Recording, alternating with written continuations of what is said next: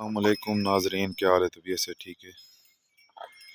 मैं थोड़ा host Jamshed Bloch तो सुने पे बलोच टीवी अज असां थोड़े खणगेन के फर्स्ट टाइमर हेफरा बाखड़ियां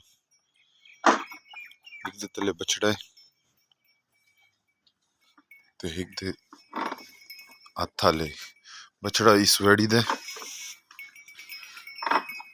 इंदे कोलों 10 तो 12 लीटर दुध दे वेड़ी चेक करो।